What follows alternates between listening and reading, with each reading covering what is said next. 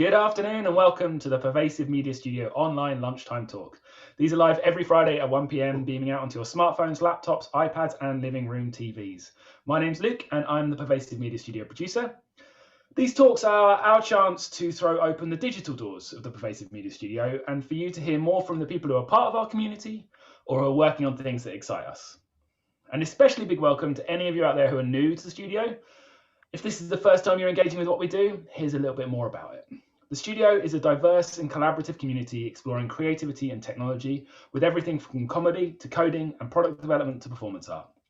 We're a partnership between Watershed, the University of the West of England and the University of Bristol, and we're a home for early stage ideas, companies, and a meeting place for both the creative and commercial industries.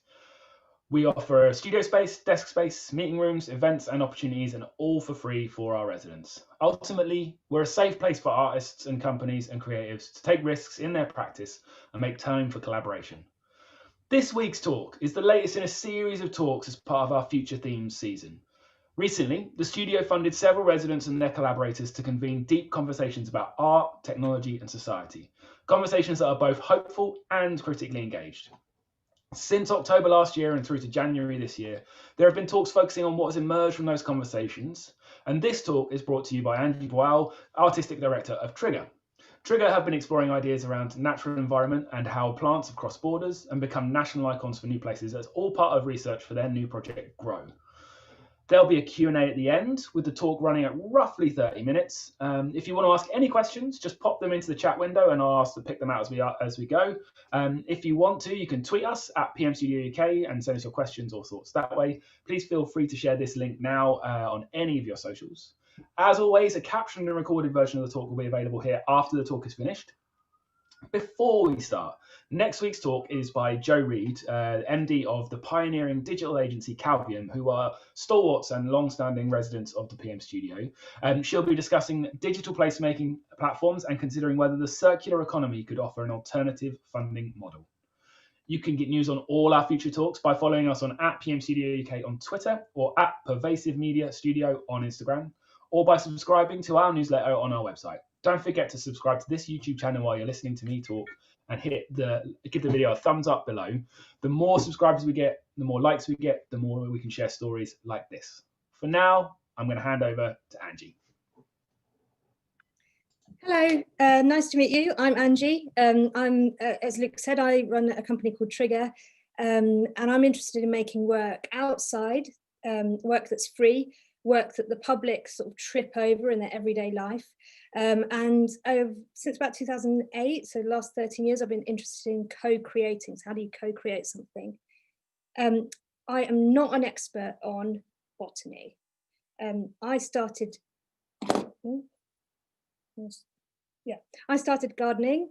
I'm a classic lockdown gardener. So this is me in my home over the summer, enjoying growing veg for the very first time. So really love the joy of seeing a seed come. I know this is really obvious, but it is really, really amazing when you put in a seed and it turns into a pumpkin that then you can use for Halloween. And I even grew veg for my Christmas dinner this year. So like many of us, I was getting in touch with my local surroundings during lockdown, and also coming to terms with COVID. So this is Ty, who is an old acquaintance who sadly passed away during the March wave of COVID.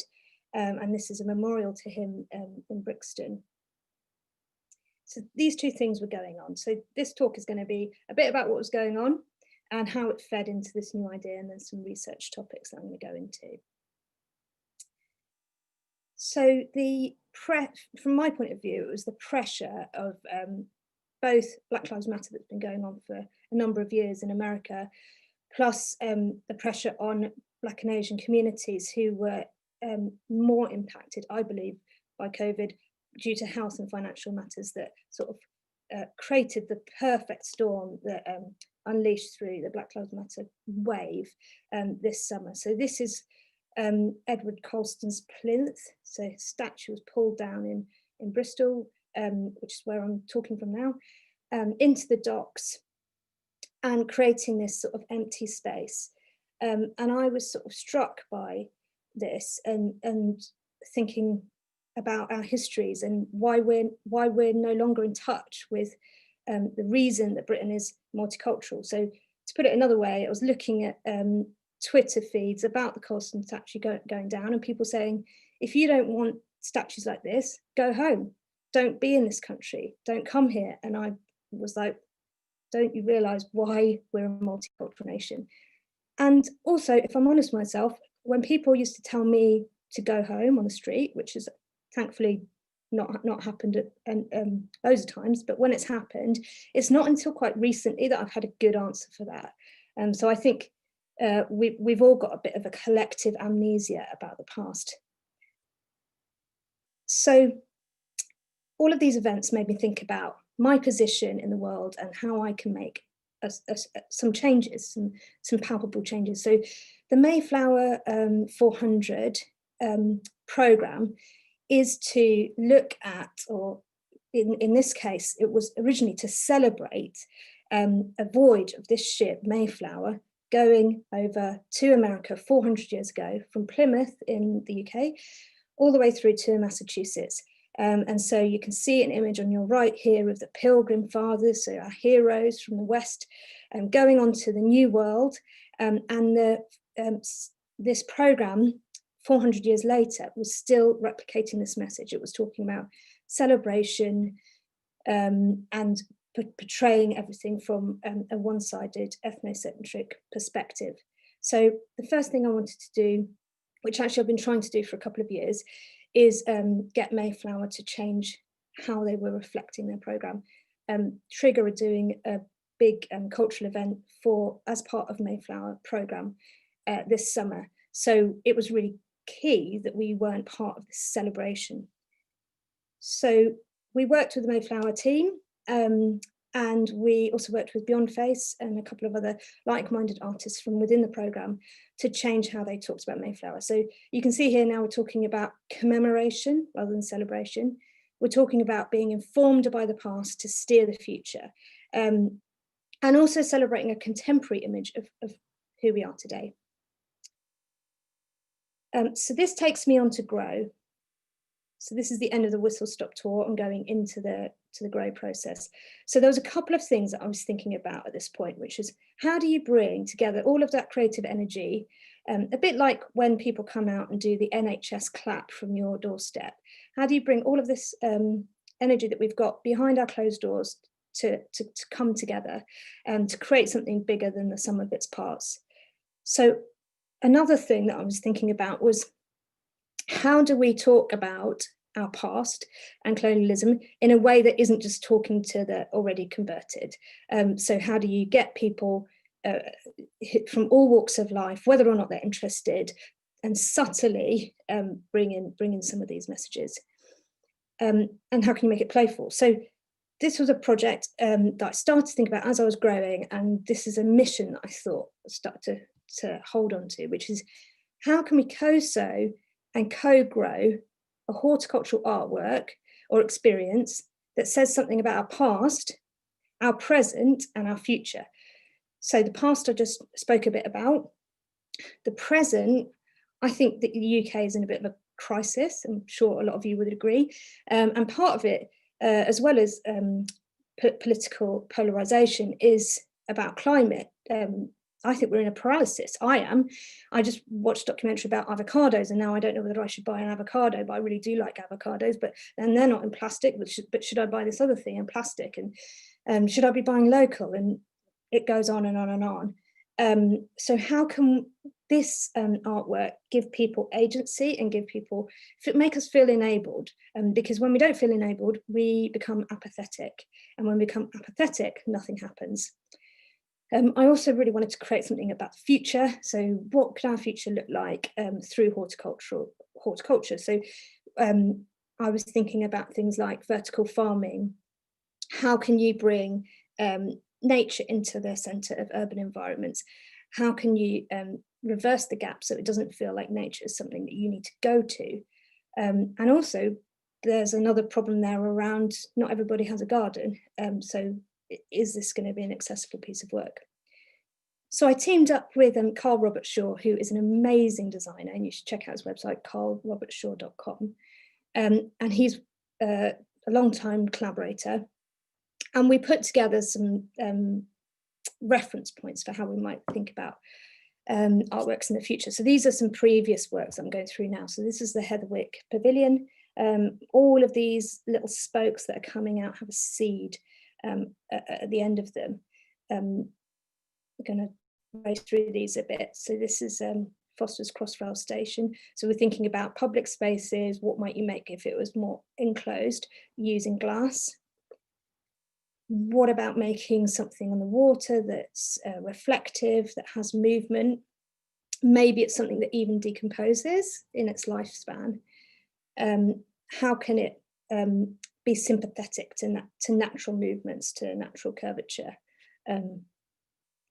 And these were some ideas we were talking about. How could you grow bamboo and create larger structures and co-create them? A bit like making Lego, using Lego. So how could you make something modular?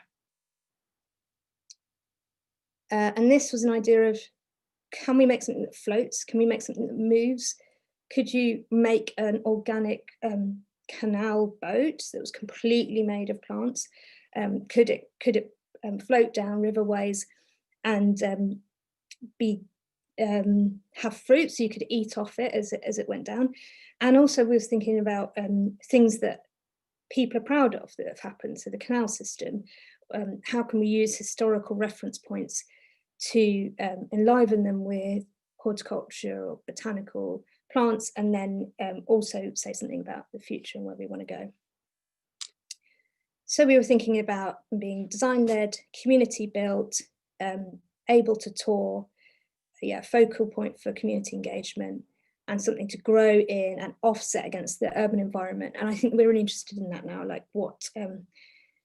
how placing nature into places where it's completely man-made will make such a big difference and make you re-visual and imagine the places that you regularly go through. Then we started speaking to University of Bristol with a couple of academics and started learning more about these sorts of plants. So this is horse chestnut, apple tree, pear tree, holly. These are all things that are so seem very British to me. These are all non-native plants. So this started to open up a new world of thinking. So this is on your right, you can see an article from Country Life, how to create a classic English country cottage garden, what to plant, where to plant it, what to use around it. So I read this article. I then looked into all of the flowers that you can grow, and yeah, they're mostly non-native. So what's quintessentially British and what we might think is natural potentially isn't. So I started working with Zena Edwards, who's a poet at Apples and Snakes, and a poet in her own right, I should say. And we started to talk about, what if these plants could speak? What if they could tell their stories? Could we embed poems or stories into the plants? Could we use an API through, like this app is called PlantNet, and you scan the leaf and it will unlock and tell you, we're wondering if it could tell you the story. Or could I grow a little flower bed with my daughter and then see them talk or hear them talk? What might they say? Would they be really arsey? Would they be sexy? Who's captured them? Who's kidnapped them? Could they be quite funny? Could we put like comedic voices on? So these are three themes that I'm starting to look at now. So one is, how have plants traveled around the world? The other one, and I'm going to go through these in a sec. The other one is pharmaceutical trade in plants. And the third one is agribusiness, seed ownership and patenting. And then I've put here like a bit of a swatch of some flowers that have their country names. And we have the rose, which is from China. So not as English as perhaps we think. So let's talk first about how plants move and where they come from. So up here on the right, we've got Robert Fortune, who was classed as a spy. He was a Scottish guy, and he went to China to find out the secrets of tea.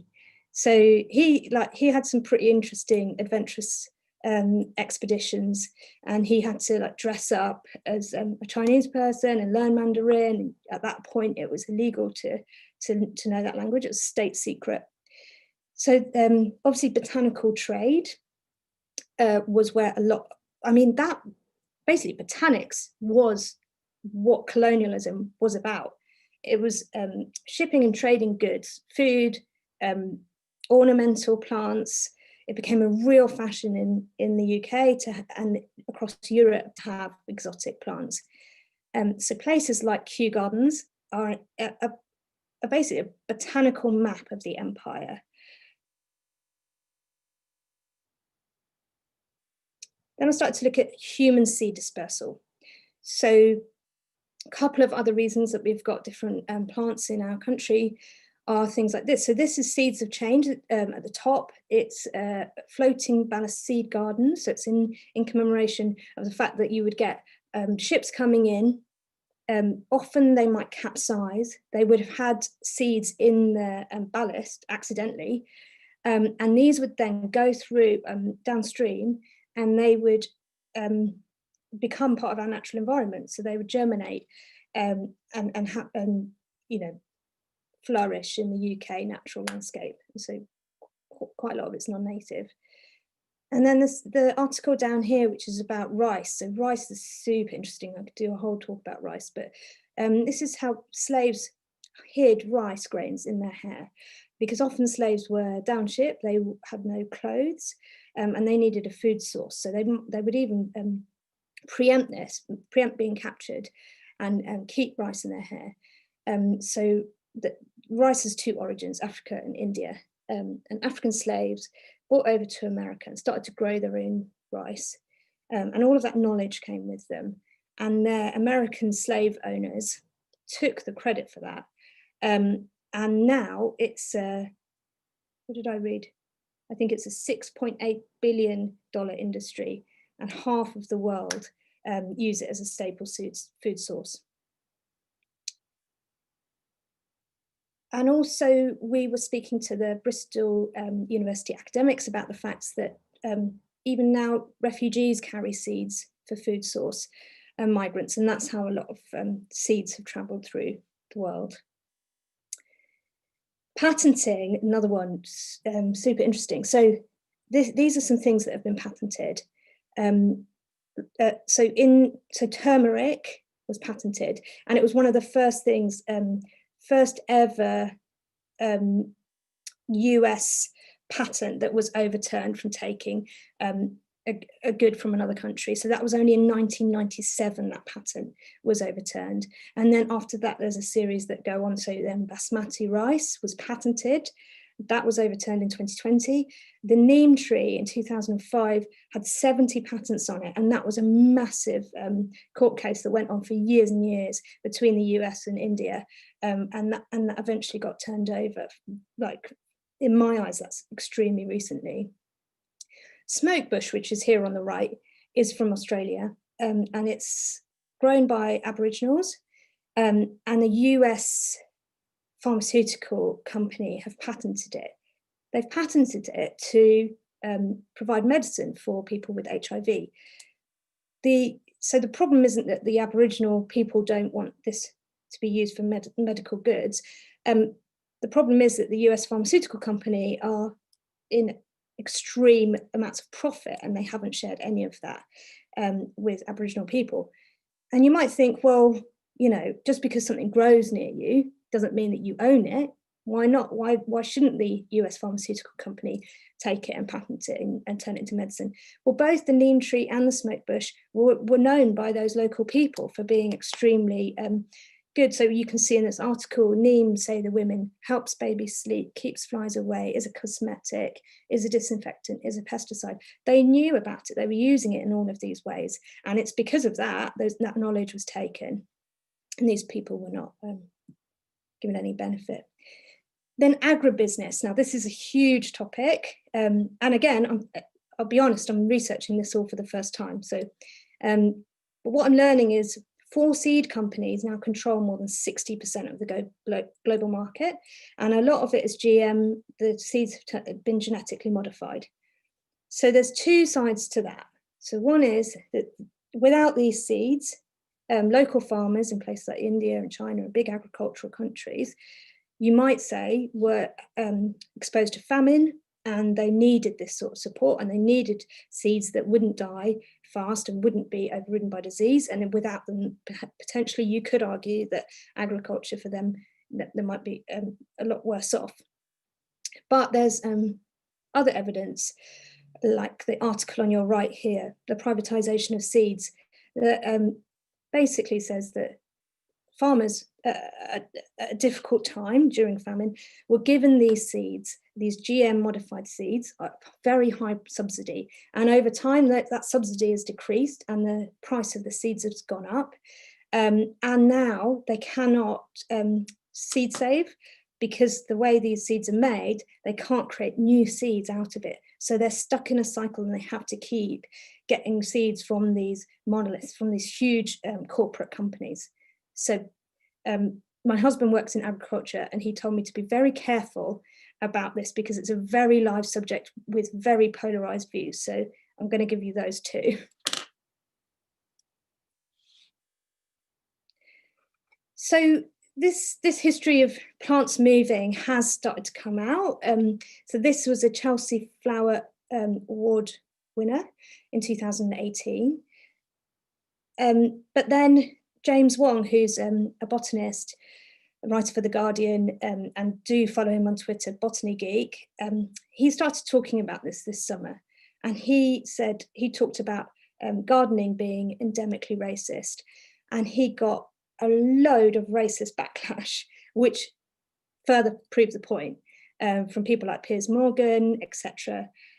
He was talking about how native and non-native, heritage are difficult words, but he was also talking about the British gardening scene, so Chelsea Flowers Show, Gardener's World. I mean, in my mind, and even speaking to, I got to speak to the director of Gardener's World this year, it is considered a white activity, a white thing to do. Obviously, when you think about it, growing has been around since day dot. So people thought. I'm just going to end here. So I'm going to meet Alexandre Antonelli next week. So I'm quite excited about that. He's at Kew Gardens, and this is what he says in this recent Independent article. The traces of colonial exploitation are not endemic to botany, they're everywhere, from the social economic inequalities in marginalized communities to the diamonds in wedding rings. History can't be changed, but we have to learn from it to truly understand the power dynamics of the present, to pave the way for a better future. And I think that last line is really, really important. History can't be changed, but we must learn from it. And the middle bit, sorry if I'm overpinning this, but to truly understand the power dynamics of the present, right? So we think of colonialism as a historical subject. And I'm not pointing the finger at anyone, because I'm British and I'm living on privilege all the time. And so we just need to think about how we act and whether we are still colonizing, in my opinion. And there were various people, and I'm working with various people on this project as it continues. We're still figuring out what it is, how it might take place, and I look forward to updating you in the future and taking some questions. Luke. Hi, Angie. Thank you so much. I can't believe you got to speak to the director of Gardener's World. And that you invoked the name of Piers Morgan for what is the first and hopefully the last time on a PM Studio Lunchtime Talk. I guess probably the first thing I want to ask is what happens next? Like where is this going to go? And where can we find out more about that?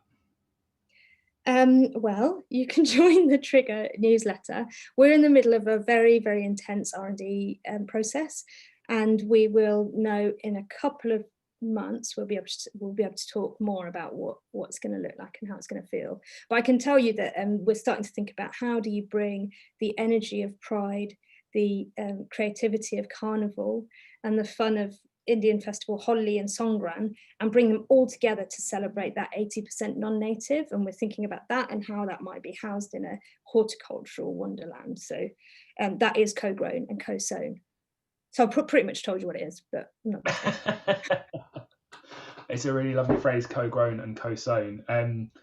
I think it's really interesting. It was really interesting to hear the story of how the patterns have been reversed on plants that you were talking about, because I think some of us are familiar with the kind of aggressive patenting that you talked about, and that kind of monetizing of people's kind of native seeds and plants. Like, how often does that happen? How often have you come about that in your come across that in your research? Because I wouldn't have even dreamed that 1997 could be a possibility for reversing a patent. I thought there's this kind of lack of hope when the patent happens, right? We think that's it. There's nothing you can do. Yeah, I mean it's really big. It's so you can look it up. It's called Biopiracy. And I think for me, what struck me most about that was how audacious to be from the West or a powerful country, and to go to a tribe essentially and wave some paper around and say, we've come up with this law, right? And therefore we are right and you're wrong and you're not allowed to use this. Like, what makes your law any more hold stick any more than our laws? And it really made me think about borders and how we just sort of agree with them. We're just like, yep, that's the law. Who sets it? Is it just whoever got fastest to be able to use the iPhone? What about the people who actually are so in touch with nature and haven't messed up the planet? Why do they have to live under our rules? Yeah, that's hard to disagree. Sorry, I didn't mean to go, Luke. Go straight in. I'm so sorry, Angie. So one of the things that, being familiar with the work of Trigger and the work you do as residents of the studio, and I should add, if anyone else wants to throw in any other questions, I'm picking stuff up from social media and asking questions I'm coming up with myself. But if you want to ask a question, do just stick it in the chat and we'll pick it out and we can ask Angie. Angie, you talk a lot about participation in work and some of the plans for projects you've been working on have involved big kind of elements of kind of really integrated community participation. How do you see that side of things developing in this project? Yeah, so a few different thoughts. One is I don't know whether you or any of you saw the bikes around York during the Tour de France, the yellow bikes, but creating a community emblem. So what if everybody grew a certain plant and put it on their windowsill? And because I was thinking about very COVID conditions as well, about how you can create a feeling of unity, and a bit like the rainbows, and how you can feel connected when you're growing to other people growing. And also just to have physical planting that happens in places like schools and community centres, that happens around, and using them as educational workshops to think about decolonising the curriculum, and then these plants being brought together to co-build something. So in essence, you have some sort of ceremonial opening where people plant in something they've really invested in, they spent time in, and therefore you create a co-created space that you are all invested in, and therefore it's not I'm entering your space, or that all dissolves and it's a shared space. So that's what I'm thinking. Great. There's some really interesting research on cortisone levels in people's saliva and the number of plants that are in their environments. That'd be well worth looking up. There's a direct correlation between the level of greenery in your immediate physical environment outside your front door and the level of stress that is in your actual system. Nice. We've got our first questions in the chat, so I'm going to jump in on that if that's all right. So Francesca Santilli says, really interesting, huge topic that keeps opening up more questions. How have you stopped yourself from getting totally overwhelmed? Thank you, Francesca. It is hard not to go down a lot of rabbit holes. And then by the time you've finished, we've been talking about the mycelium network, which is how trees talk to each other and send each other energy and food supply. If one tree, for example, doesn't have enough nitrogen, it's been said that trees can send them more of that supply source, and whether we can mimic that. and also whether we can use that as a way to, as a metaphor for the welfare state and how we want to live and how we want to supply other people with that energy. So I found it really hard to do this talk because it's all in post-it world at the moment, and it can go in any direction. So it's quite helpful to have that mission. And I think that mission that I mentioned at the beginning, which is how can we co-grow and co-sow horticultural artworks, is now coupled with the, and how can we celebrate the 80% non-native. And so when we go too far away from that, then we're like, okay, now we're just talking about something that's cool, but we need to, is it going to do our mission? So that helps us keep focused. Right. Dawn Langley asks, can you say a bit more about how you're thinking of giving the plants a voice? So that was literally thinking through Apples and Snakes, commissioning loads of freelance poets or storytellers to learn some of this with us about the interesting journeys that plants have taken and to personify them. So you get a flavour of different voices, a flavour of different places. And then you would, the user experience would be that you can use your phone, you can go and scan a leaf, and then you can hear its story. And maybe you could hear one argue, and maybe a dandelion would just tell you to get lost. Like maybe you'd have short ones and long ones, and and then maybe you could even put actors to them using the existing software. We also talked a bit about herbs and apothecaries, and how local apothecaries have been, in 2014 there was a law, EU law, that you're not allowed to make your own remedies. You have to have a huge case study base, and essentially you need to be a corporate to be able to make a remedy, which means that local apothecaries can't trade, they can't exist. I get that there's reasons for that, but historically also we started looking at witches and how witches were killed off for science, and they held the knowledge. They were botanists, they were herbalists. So that was a whole other rabbit hole that, anyway, doesn't relate. No, it's all really interesting. There's a question again coming back to the engagement stuff we talked about, which says, do you plan to take the message of the project into local schools in any way? Yes, absolutely.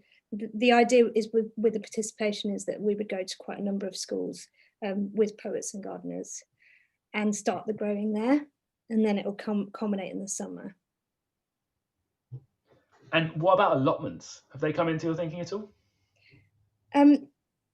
We've talked a bit about allotments. Allotments are a bit like the converted. So I think allotment people, Gardeners World people, will probably get interested in this project anyway. So I'm keen to go to the people who wouldn't normally grow or get a chance to grow. Great, yeah. Dawn Langley just says she loves the idea of being told to bog off by a dandelion. There's just a comment here from Manuela de los Rios. As a community gardener, I feel that when people grow the seeds themselves and share the food and collect the seeds, it feels right that they can own the seeds. That's if the plant is happy in that place, of course, and doesn't require artificial living with fertilizers and medicines, etc. I think that kind of speaks to some of what you've already been saying, Angie. And Manuela says, I've been working on a which plant are you survey for visitors, but find it tricky to give them human attributes. But it sounds like that's something you're gonna bring to life in your talking plants. Yeah. And then a question about fungi, strictly not a plant. Viv says, she says some work is being done on using it as a building material and whatnot. You mentioned briefly that, but what have you looked at in terms of fungi? Well, I've got this book about fungi. I'm going to be honest, I haven't read it, but maybe you should read it because everyone keeps telling me to read it. We went and met Null West Media Studio, and in their labs they are looking at mushrooms as an alternative material for plastic. Fungi is super interesting, as I'm sure you all know, and it also feels like if we're a bit trying not to look at fungi because we might go into another wormhole. No pun intended there. Is that a mushroom? There you go. Pun? And we've looked at worms, and we're really interested in compost. Compost can like heat to a degree that you can cook inside compost. So we're looking at compost ovens and things like that. So yeah. Lucas says, how much in your research so far is climate change affecting the migration of seeds? How is it affecting? Well, I don't think it's affecting how much seeds move. I mean, the movement of seeds, if you look at the chart, the movement of seeds has dropped off. So it did happen mainly during the colonial era. And what's happening now is more ornamental plants that are being traded like aquatic plants, but also a bit of refugee movement of plants. But there is a really live debate around native and non-native, and now we are trying not to move plants across countries because it's changing ecological systems. And Australia, for example, super clear that you very careful, that you they spray the whole cabin, they'll check everything that you've got to make sure that you're not going to change the balance of the ecology. We started looking at invasive and non-invasive plants. So invasive plant is basically one that starts negatively impacting the environment. So once it comes out of your garden, like rhododendron is one, it's very difficult to get rid of, and it can kill some. And then we started thinking about the metaphor of talking about people and immigrants and invasive. And we got into quite an interesting dialogue about when do we become not useful? So when are immigrants, when are plants invited in, because that would be nice to have, and then whether they not become useful and you're like, actually get out. And it's kind of like too hot to touch type territory because of the ecological debate, and obviously we don't want to put people into a really difficult metaphor where we're calling them invasive species. But I do think it's really interesting analogy and like something to ponder. If anyone else has any other questions, drop them in the chat. We have a few minutes left for more questions. There's another one here, Angie, from Pete Bennett. Says, great talk, Angie. Quick question, what's next for your own garden? I guess in light of the research you've been doing, I'd be really intrigued to see how that's informing what you're thinking about planning and planting for the year ahead.